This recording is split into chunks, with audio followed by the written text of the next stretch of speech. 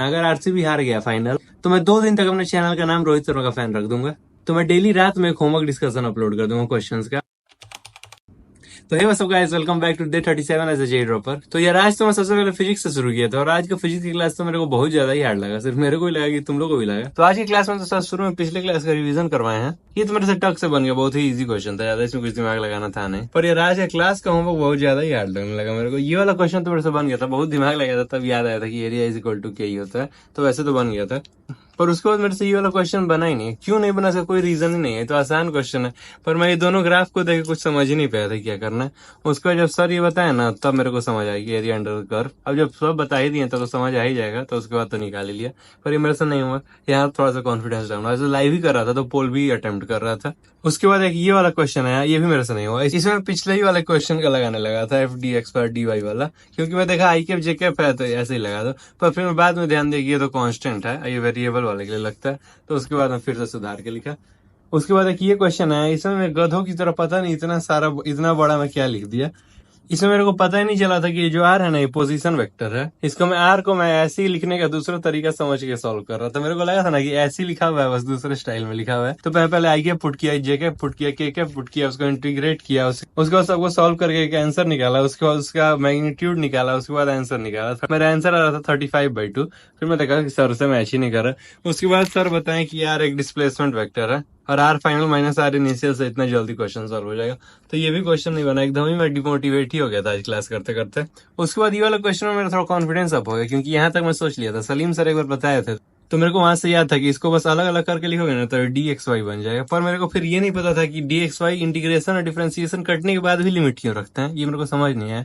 Sir तो बोले हैं कि रखना चाहिए, इसलिए मैं यहाँ पे एक नोट भी बना के लिख लिया हूँ कि डिफरेंशिएशन और इंटीग्रेशन कैंसिल होता है तो एक्स वाई नहीं आता है, एक्स वाई या फिर लिमिट भी रखना पड़ता है उसके साथ। पर यहाँ लिमिट रखना ही क्यों पड़ता है? जब इंटीग्रेशन और डिफरेंशिएशन कैंसिल हो गया तो यहाँ पे लिमिट क्यों रख रहे हैं हम लोग? किसी को पता होगा इसका आंसर तो बताना जरूर मेरे को कमेंट्स में। उसके बाद भाई ये वाला क्वेश्चन भी नहीं बना। इसको मैं कितने देर तक गधों की तरह अटेम्प्ट करता रह गया। ये तो आसपास भी मैं नहीं सोच पाया था इसके।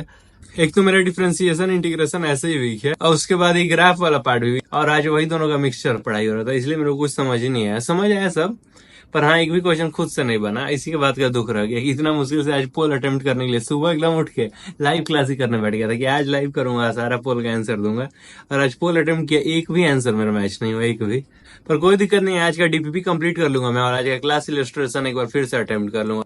तो शायद जो उस टाइम समझ नहीं आया वो अभी समझ आ जाएगा। उसके बाद मैं केमिस्ट्री की क्लास करने बैठा और केमिस्ट्री में थोड़ा मेरा कॉन्फिडेंस वापस आया कि जो ऑर्डर और मॉलिक्यूलरिटी वाला टॉपिक चल रहा है ना, ये मैं पिछले साल बहुत अच्छे से पढ़ा था, इसका सारा क्वेश्चन बन जा रहा है उसका। केमिस्ट्री में ना मेरा कॉन्फिडेंस एकदम आसमान पे चल रहा है। एडवांस लेवल का क्वेश्चन और मेंस लेवल का क्वेश्चन, जे एडवांस 2021 का क्वेश्चन में टक से बना दिया था। ये सब इजी लग रहा है यार, इसमें ना मजा आ रहा है। और इसमें मेरे को बहुत डाउट रहता था कि इतना बड़ा याद कैसे रहेगा, पर सर एकदम शॉर्टकट में बताया, कंसंट्रेशन का पावर 1 - n, टाइम का पावर -1। राहुल डूडी सर बहुत अजीब बता दिए थे, वो डायरेक्ट ये बता दिए थे, मोल का पावर 1 - n और लीटर का पावर n-1 और सेक इनवर्स 1। तो इतना बड़ा मेरे से कभी याद ही नहीं होता था। पर हाँ ये वाला थोड़ा तरीका अच्छा है, बस एक कंसंट्रेशन का टर्म है एक टाइम का। उसके बाद सर जीरो ऑर्डर रिएक्शन पढ़ा है, और ये जो टाइम वाला है ना, ये सब मेरे को पहले से याद था 12th क्लास में। 12th क्लास में केमिस्ट्री अच्छे से पढ़ा था, पर एक बार फिर पढ़ ही ले रहा हूँ, सर ज्यादा अच्छा पढ़ा है। ये ग्राफ मेरे को याद नहीं रहता था, अभी भी याद नहीं है, पर हाँ याद कर लूंगा। और होमवर्क भी आज बहुत सारा ही मिल गया, सो आज मैं ट्राई करूंगा कि होमवर्क कंप्लीट कर लूँ जल्दी जल्दी।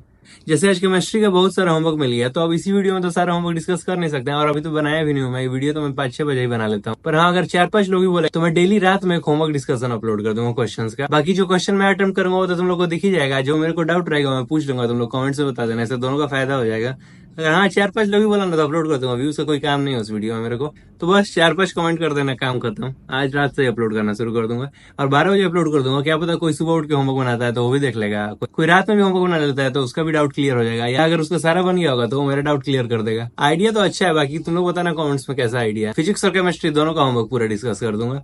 और हाँ नेक्स्ट चैप्टर से तो मैथ्स का भी करूंगा, क्योंकि नेक्स्ट चैप्टर से मैं मैथ्स लाइव ही करने वाला हूँ, अभी बस लिमिट कर रहा हूँ जल्दी जल्दी। उसके बाद जब नेक्स्ट चैप्टर से ट्रिग्नोमेट्री शुरू होगा तो मैं लाइव करने लगूंगा। सो 10-12 दिन में मैथ्स का भी शुरू कर दूंगा होमवर्क डिस्कशन। वो मतलब 20-30 मिनट का कोई वीडियो बना दूंगा, उसी में अपलोड कर दूंगा डेली। और उसमें कोई व्यूज का काम नहीं मेरे को, 30-40 मिनट का वीडियो अपलोड कर दूंगा सब क्वेश्चन डिस्कस करते हुए। आज जो मेरे को नहीं आएगा तुम लोग बता देना, जो तुम लोग को नहीं आएगा मैं बता दूंगा। तो उसके बाद मैं चला गया मैथ्स का लेक्चर करने, और मैथ्स में तो अभी लिमिट्स ही चल रहा है, 16-17 लेक्चर का है पूरा चैप्टर, और अभी मैं 5th लेक्चर ही पे हूँ। तो अभी 10-12 दिन लगेगा उसको खत्म होने। और भाई मैथ्स करने में बहुत ज्यादा दिक्कत हो रहा है। ये जो लेक्चर है जो अभी जस्ट मैं खत्म करके आ रहा हूँ, 3 घंटा 25 मिनट का था।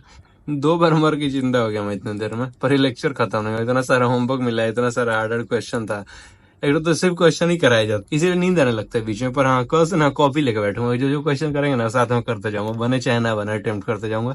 भले थोड़ा टाइम लगेगा पर कम से कम नींद तो नहीं आएगा। और यार कमेंट्स में सब आरसीबी का बेइज्जती किया जा रहा है मेरे रहते हुए। इस साल का आईपीएल तो 100% आरसीबी जीतेगा मेरे हिसाब से। फाइनल होगा आरसीबी वर्सेस एमआई, और एमआई एकदम क्लीन स्वीप करके हरा के आरसीबी कप उठाएगा इस साल। और ये कमेंट से फालतू में क्या लड़ना, अगर आरसीबी हार गया फाइनल तो मैं 2 दिन तक अपने चैनल का नाम रोहित शर्मा का फैन रख दूंगा। और ये नहीं कि नाम चेंज करके छुप जाऊंगा, दोनों दिन वीडियो अपलोड करूंगा ताकि और लोग भी देखें कि मैं रोहित शर्मा का फैन हूँ। फालतू में लड़के कुछ होगा नहीं, एकदम चैलेंज लगाओ मेरे से, एकदम गारंटी। मेरे को फुल कॉन्फिडेंस है यार आरसीबी पे, इस साल आरसीबी का ही कप है, कोई रोक नहीं सकता। बाकी उस होमवर्क डिस्कशन वीडियो के लिए भी कमेंट कर देना कि चाहिए कि नहीं। That's all for this video, see you in the next vlog.